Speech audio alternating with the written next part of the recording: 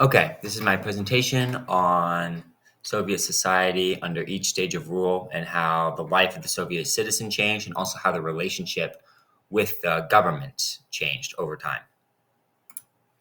So, our first leader of the Soviet Union, first stage of rule, is under Lenin. Now, Lenin's rule can be characterized with the grand promises he made for the new society. First of which was the promise for a so called proletarian democracy. Lenin saw that the problem with the provisional government that came in power after the February Revolution was that it was a bourgeoisie democracy, where the only participation the average citizen would have is electoral politics. But with the proletarian democracy, instead, the working masses would directly engage in the administration. And this is what is outlined in the ABC of communism, which was distributed under Lenin's rule. Now, what relates to this directly is the education and liberation of women that also occurred under Lenin. Education was seen as a necessary component for the proletarian democracy. You needed educated workers that could effectively participate in the government system. And women's liberation was also a pragmatic move, as it would theoretically free them up from their home life and caring for children, which would now be done communally, and they could go work in the factory and be a more productive citizen as a part of the society.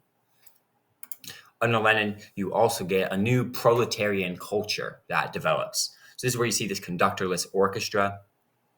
We see in the image on the top right, which is very much a nod to the proletarian democracy in that there is no leader and each musician participates equally in this orchestra.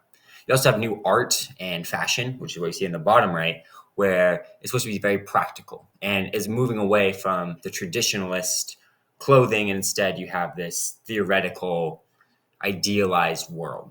And it's where the ideal of socialism comes in. Lenin is promising to the citizens that they will have this new ideal world, that socialism is coming, this new culture, this new state of being will shortly be coming. And with this new state of being that will come, you need a new morality to come with that. And this new morality is pushed through these agit trains that we see in the middle image, which gave out this morality and explained it to the masses. And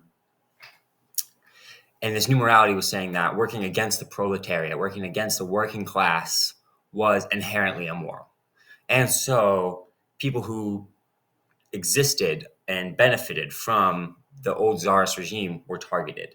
These were kulaks, or upper class peasants, who were targeted especially harshly, and just other beneficiaries of the old regime. And this morality was carried out by the Red Terror, which is seen in the propaganda poster in the top left, where these people were killed during the Civil War. Also, what happened during the Civil War is war communism, which rapidly advanced towards communism using the wartime struggles as justification. So we see under Lenin, there is a new idea of a citizen, of idealized proletariat citizen who is educated, did not benefit from the old regime, but now is able to participate in the government and is literate and educated. And this idealized citizen is not really the reality, which we can see as Lenin begins to retreat. Now, the main reason for this is that resources were extremely limited during Lenin's rule. There was not the forces to make the entire country literate. Russia's a big country, very hard to do. Also, the Red Terror, which was supposed to deliver this new morality, was not targeting the right people. It would, accidentally or as a byproduct, would kill plenty of innocent people who did not benefit under the old regime. And the new economic policy backtracked on this rapid advance towards communism. Instead, Lenin is building up socialism in the Soviet Union and accepting that it may take a while to go from capitalism to socialism and eventually communism. And similarly, world revolution, the idea that the entire world would quickly become a socialist nation like the Soviet Union, was sort of put on the back burner, allowed to take time, was seen that it wasn't going to happen in the next few years. So this is where the idea of socialism in one country comes in, which is transitions perfectly to Stalin, who came to power by advertising this socialism in one country. Now, one of the primary ways Stalin is seen is through his collective farm movement, the kolkhoz. Now, this movement was going away from NEP, which allowed the peasants to sell some of their goods and make a profit. Very much capitalist. It sought to, again, rapidly bring about communism by forcing the peasants to work together. This movement was highly unpopular with the peasantry and was ultimately ineffective. And there was many famines that happened under Stalin's rule, strongly due to the collective farm movement. And this is where you get this quote from Lev Kopelev, who was a party member who was carrying out this collective farm movement, saying, "Our party, our state waged war on the peasantry." Stalin was essentially against the peasants, and in part being against the peasants was especially against the kulaks. The kulaks were seen as the enemy of the state in even a much higher capacity than Lenin was doing, as this collective farm movement sought to get rid of the kulaks and instead bring about these kolkhozs. But another way Stalin is characterized, and perhaps the primary way, is the 5-year plans. These were sought to rapidly industrialize the Soviet Union. And this was sort of the promise that Stalin gave to the citizens during his rule, was that the Soviet Union would soon become a powerhouse, that the socialism in one country meant an extremely strong socialist nation, that Russia would quickly become industrialized. And this was reasonably effective. You get new industry that's really propping up, even though the cost was fairly high. And with this rapid industrialization, the ideal citizen began to change. Instead, we see the Stakhanovite movement, where hard workers are made heroes, and even mini celebrities created by the state of people who exceeded their quotas and worked especially hard. So this is what you start to see as the state promoting is working. Working is the ideal form of society and is what people should be working towards. What you also see under Stalin is an expansion of the nomenclatura, or the people who took power in the government. These quickly became a privileged class of party leaders, and far from what Lenin imagined, where every worker would equally participate in the government. Instead, you have this nomenclatura, which is becoming a class of its own. And as a result of this nomenclatura, you start to get anti-Stalin figures in part of this. And so that's when the Great Purge or Great Terror began, is anti-Stalin figures that were part of the government began to be targeted. And this started out with generals and party members, but quickly spread to just random citizens in the Soviet Union.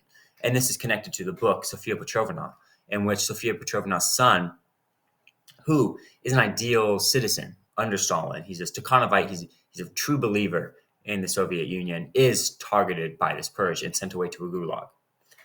And to expand on this, we have this other book, One Day in the Life of Ivan Desevinovich, in which we have a prisoner in a gulag, a zek, and a day in his life. And what we see is just very arbitrary rules being enforced by the guards, a very unjust society, far from what you would idealize in a central planned government in which everything is rational. Instead, the centralized government or the guards do not provide everything you need. You need to have these social connections, this blat, to exist, to live, to eat.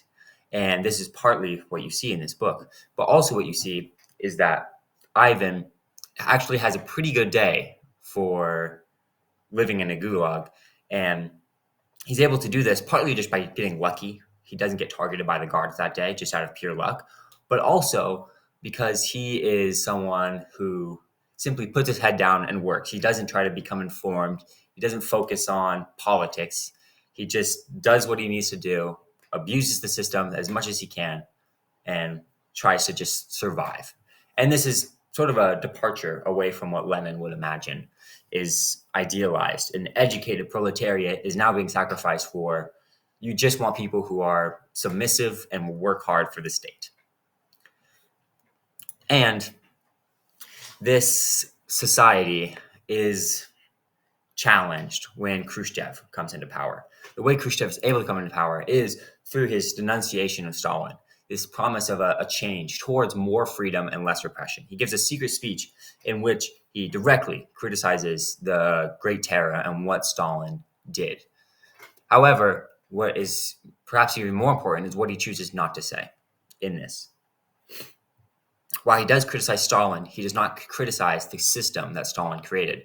And so, even though Khrushchev is promising more freedom and does deliver on this freedom to the citizens, you still see censorship and you still see restriction. We have this writer in the bottom left, Pasternak, who is criticized greatly in Pravda. And you also see protests that break out in Hungary be countered with tanks coming in from the Soviet Union. So under Khrushchev, you see the real beginning of this tightening of grasp under Eastern Europe. Under Khrushchev, you also have a protest in Novokirkuk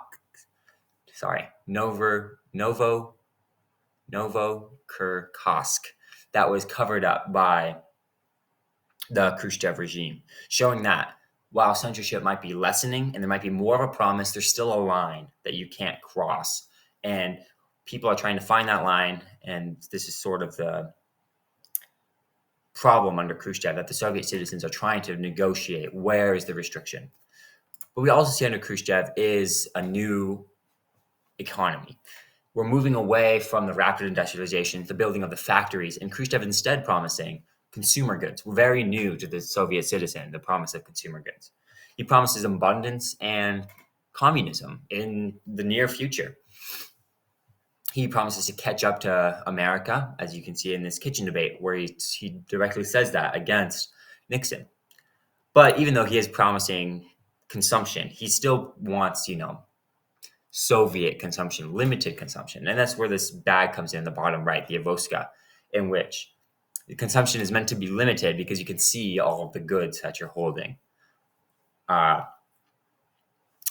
thing that comes with the Avoska is sort of the proof that the Khrushchev consumption ideal does not exactly exist, and that the Avoska was also a powerful tool because it could be expanded to hold a bunch of goods if there happened to be extra food or extra goods at the store that you needed to get, because it often wasn't there. And it sort of shows that the Khrushchev economy was not as amazing as it hoped. But you do see an optimism under Khrushchev, and this is what the image on the top right is.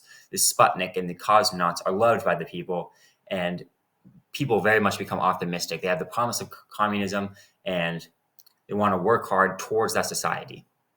They're still supposed to act as Soviet citizens, but they're optimistic for the future. But that optimism might be slowed down a bit by Brezhnev, who is sort of the reinstating of power of the nomenklatura as the primary figure. So with Brezhnev, you see the repression of literature and art being increased again. This is where we have this trial here in which two writers are on trial for what they said in their works, for being anti-Soviet in a sense. But what Brezhnev does promise to the citizens in return for this is a real sense of stability and more so clear social order. There is a very clear sense. The line that was sort of unknown where it was under Khrushchev is now being very much defined. The Soviet regime is good. The nomenclature is good. Everything makes sense. But you still have dissidents. You still have people who don't like this system and that were created really under Khrushchev and are becoming more powerful. But the nomenclatura, the Soviet government, is still on top, and Eastern Europe is still being heavily restricted. We have the Prague Spring that happens, in which people want, quote unquote, socialism with a face. They want better socialism where they're more free. This is the dissidents basically using their power, and Brezhnev, sort of the idealization of socialism without a face, coming in and putting them down and stopping them. What you also see under Brezhnev is a new economy where it's very centrally planned, very much centrally central planning is the form of the economy, and it's starting to not work. And this is where you have this article written about cars in the Soviet Union and how the Soviet state might have created cars, but then the cars weren't great, and then they break down, and there was nowhere to go fix it. And it just shows that the centrally planned economy was not working, and it really just showed that something needed to change. This centralization, this nomenclature controlling everything, wasn't working, and change would come in the form of Gorbachev. Now, Gorbachev first wanted economic reform, the decentralization of the economy, but obviously this would be resisted greatly by the nomenclatura, who would see this as a weakening of their power. A lot of their strength came from the centrally planned economy. So he also hoped to bring Glasnost along with the economic reform. Glasnost was supposed to make the nomenclatura be more targeted by the citizens. The citizens would have more involvement in the government, and so therefore they would have to act in a more just manner. So Gorbachev brings about the Congress of People's Deputies. He allows for more participation in the government, sort of like Lenin would do. He also breaks from Eastern Europe, sort of breaking away from Khrushchev and Brezhnev, although he still brings in tanks against the Baltics. But at least for further east, they are breaking apart from the Soviet Union, and that is being allowed. But what Gorbachev is really bringing is the opening of the market. And so you see the McDonald's being formed and this perestroika, this decentralization of the economy that he is bringing apart. However, this decentralization does not work very effectively. The goods in the market are being decreased dramatically. People are not being able to get the basic things they need to live. This is where we have the miners' strike in 1991. The miners are not being able to get what they want. And really, this is Gorbachev is a member of the nomenclatura. He's a member of the government, of the old government of the Soviet Union, saying that the government is the problem. And the people are agreeing in mass. They 100% agree. But then they also see that reform is not going far enough. You still have Gorbachev out front, and you still have the nomenclatura having a good amount of power in this new Soviet system. And this is what this quote is saying, that there still needs to be a lot of work done against this bureaucracy and this dictatorship that exists on the Soviet Union, this unjust system in which people feel like they're being, like the nomenclatura can do anything. Speaking of nomenclatura just doing anything or whatever they want, you have this coup in August of 1991, disposing of Gorbachev and bringing in the so-called Gang of Eight. So this shows that the nomenclatura still demonstrated a lot of power, but Gorbachev did get what he wanted, in a sense, is that the people did resist the nomenclatura. Finally, they pushed them out and brought in the people. But as a part of that, they bring in Yeltsin, who we see in the bottom left. And this is essentially the problem with Gorbachev's idea of reform, is that he hopes that the people would resist the nomenclatura enough to bring about a more just system. But Gorbachev himself is a part of the old unfair system. And so while they got rid of the Soviet past, they also had to get rid of Gorbachev. And that's how I see Gorbachev reform eventually failing. Okay, thank you. And I have my bibliography here, but I also sent a document about it.